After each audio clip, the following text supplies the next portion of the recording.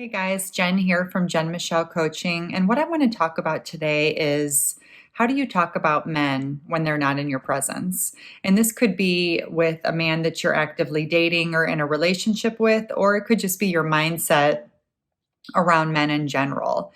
How is it that you think about men, and how do you feed your sort of outlook on what it is men are capable of, what belief systems are underneath it, and is it serving what you really want to happen in your life deep down? So, if we are kind of on autopilot and we have this belief system that men are jerks, they can't be trusted, all the good guys are gone, if we're feeding ourselves a dialogue like this, then what we are focusing on is what we don't want. And this then is bringing us more of what we don't want, because that is where we are choosing to sort of have our focus and our vision. We can't see all the possibilities around us when we're in the mode of approaching what we want from a space of scarcity, lack, and just being in that survival mode and that survival mentality. So, where we choose to focus with men is huge, and just challenging those old belief systems that we may have developed around men as a protective mechanism to keep ourselves from getting hurt again. So, where we put our focus is key. Number two, we want to really shift this and change what plant we're growing and nurturing. So, are we growing the plant that we want to have the rest of our lives? Or are we growing the plant that's in alignment with what it is that we really desire? Because this is going to be a critical piece. If we are saying, everything bad, then okay, we're growing and nurturing that plant, and it's not the plant that we even want. Whereas if we start actively looking for the good in men, or examples of all the great things that a good man is capable of, we start to bring our attention to the possibilities that are out there for us, watering the plant that we love and that we want to see flourish. And so when we get our focus on the plant that we love and just really nurturing and nourishing and caring for it, possibilities start to expand and open, because this plant is growing. Before you know it, it needs a new pot, and then it needs another new pot, and it is just blossoming and blooming.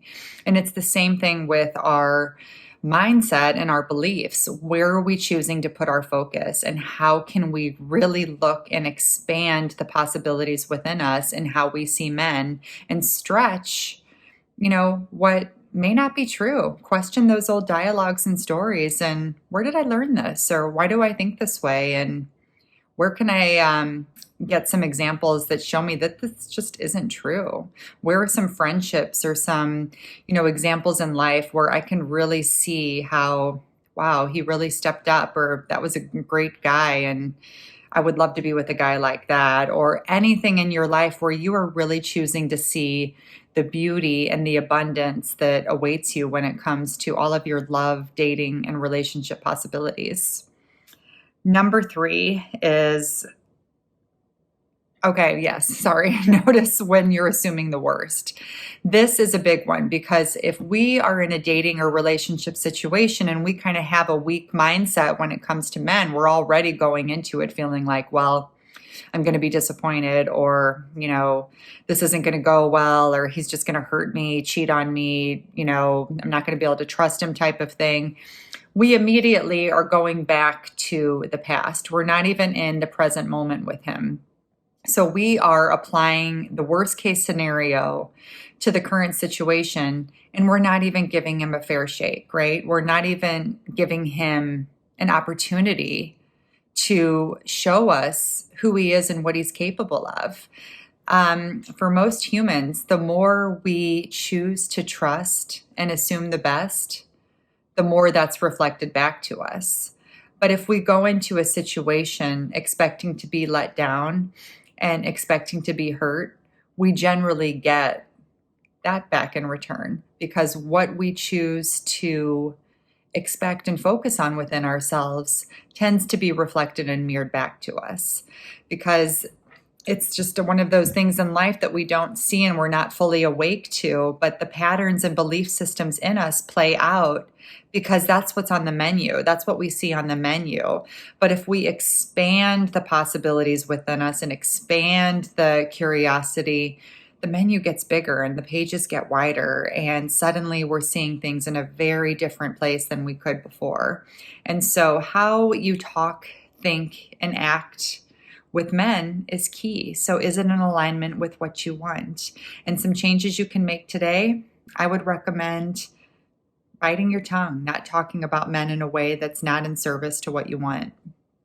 Number two, catch yourself living in the past and playing out old storylines in the present.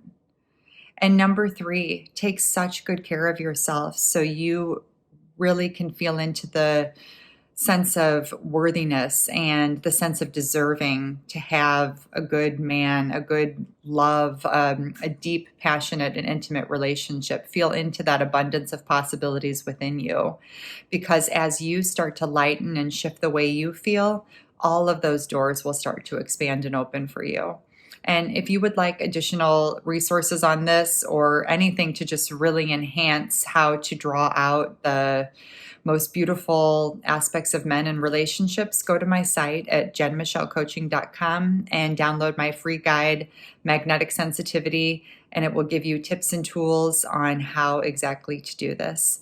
Wishing you all a great week, and I'll talk to you soon. Bye.